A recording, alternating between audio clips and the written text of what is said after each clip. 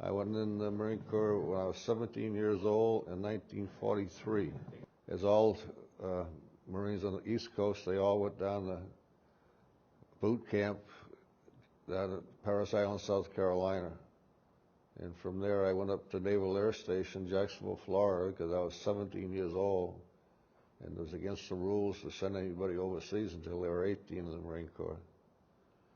And I went from there to Cecil Field, Lee Field, and Green Cove Spring, which is all part of aviation for the Marine Corps. And my biggest thrill is when I was down there, 17 years old, hitchhiking a ride down to Jacksonville. And this fellow picked me up, and a second lieutenant, Navy second lieutenant.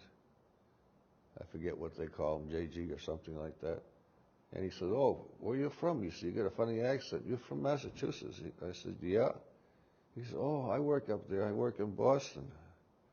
I said, "Oh, what do you do there?" He said, "I play baseball." Johnny Pesky.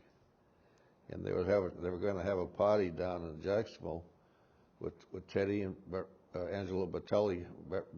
Batelli, I'm probably saying it wrong, but he's one of the football players. And I said, "No, I don't want to hang around with these guys. They're too old for me. They're 25, 26 years old." And I went from there up to Camp Blanding. I was going to go in what Emmett did up in the parachute training. I was up there for 2 weeks, and they got an order down, no more Marine Corps parachutists. So they sent me up to Camp Lejeune, and from there we went across country to San Diego, and from San Diego we had to wait 2 weeks because our ship that we were supposed to go over on got torpedoed, and we had to wait for the next one. And we were going to be reserves for Saipan, but by the time we got the second shift in, Saipan was secured, and we went over to Pearl Harbor, Oahu. And from there, next day we went over to Maui. We were replacements for the 4th Division that just came out of Saipan and Tinian. And we trained there until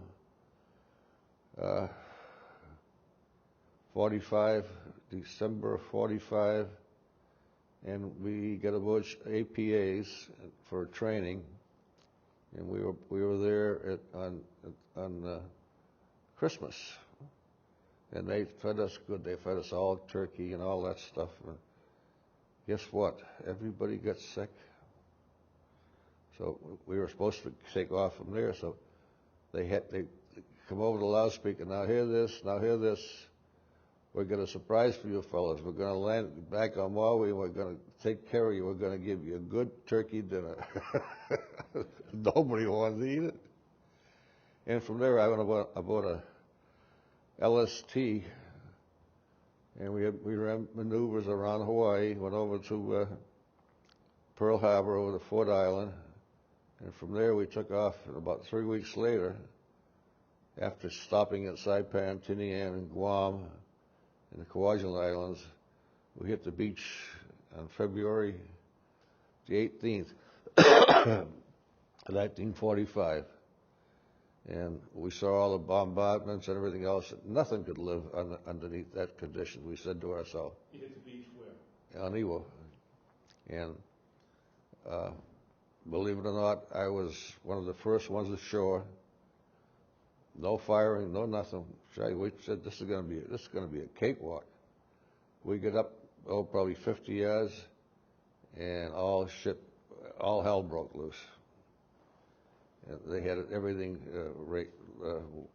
zeroed in, and we kind of dodged the bullet. We lost 80 of our company got killed right on the beach there. And the funny part I think about. A friend of mine come running back. He said, I'm going home. I said to myself, we're all going home. He said, no, I get my 3 Purple Hearts. You get 3 Purple Hearts, you go home. And we really get beat up that first day. Well, see, we were on the point system at the time, and you needed 36 points in order to complete your tour. And so they started my point system when I was in Okinawa, which was only like 1.5 points a month, but then the front line was 3 points, and so they would accumulate pretty quickly. So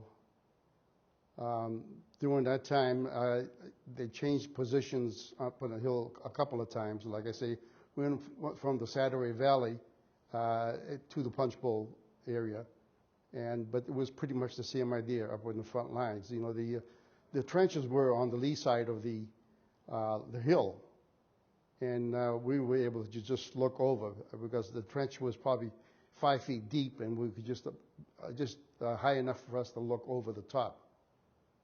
And we all day long we would work, try to repair damages that would often happen through enemy shells, and try to just improve the whole situation. I mean, living in mud and dirt all the time wasn't much of a joy.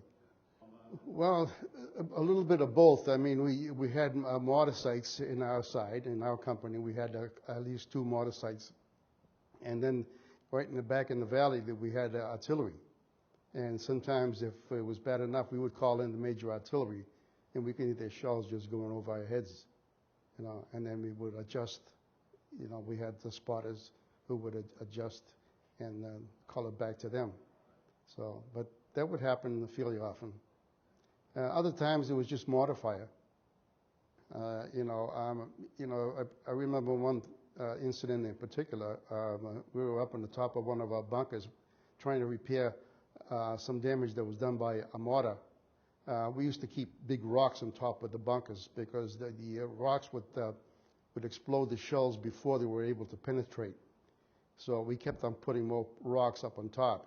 And so one day I was up there working on that, and all of a sudden I get bullets all around me, and I just took a dive right off the top of that.